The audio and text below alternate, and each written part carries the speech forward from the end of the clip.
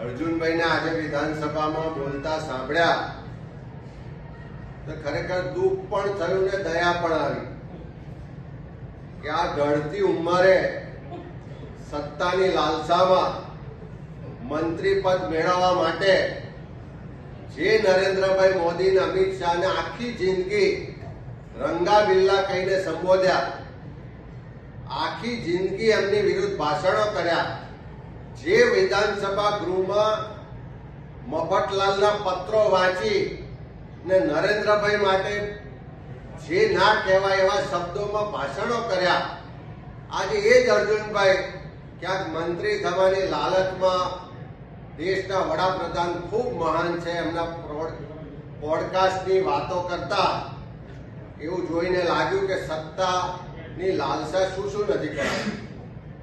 અર્જુનભાઈને મારી વિનંતી છે કે એક એન્જિનિયર કોન્ટ્રાક્ટરમાંથી કોંગ્રેસ પક્ષે ધારાસભ્ય બનાયા, વિપક્ષના નેતા બનાયા, પક્ષના પ્રમુખ બનાયા, બધા જ હોદ્દા પર તક આપી અને છેલ્લા 1-2 વર્ષમાં એવું તો શું થયું કે હવે કોંગ્રેસના નેતૃત્વની કોંગ્રેસની ચિંતા હવે તમને યાદ આવે છે.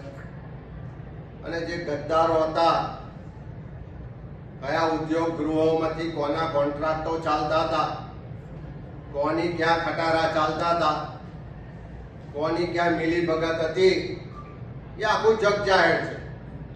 અને રાહુલજીએ સાચું જ કીધું કે આવા મિલીભગત વાળા લોકો કોંગ્રેસમાં રહેવાને બદલે સામે જઈને ખુલ્લા આવે, એ સાંઠગાંઠ અહીંયા રહીને કરે છે એના કરતા ત્યાં જતા રહે. એટલે અર્જુનભાઈ જેવા કેટલાક લોકો ગયા છે, હજુ પણ કોઈ બાકી હોય તો જઈ શકે છે. જે રેસના ઘોડા છે એ જ કોંગ્રેસમાં રહેવાના છે.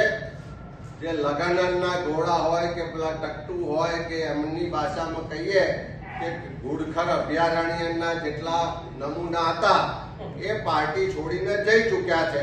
હવે જે છે બધા રેસના ઘોડા છે અને આવનારા દિવસમાં રેસનું પરિણામ આવશે ત્યારે ચોક્કસ 2027માં અર્જુનભાઈને આ જ વિધાનસભામાં જોવા મળશે કે રેસના ઘોડા કોણ છે અને લગ્ન ઘરના ઘોડા કોણ છે.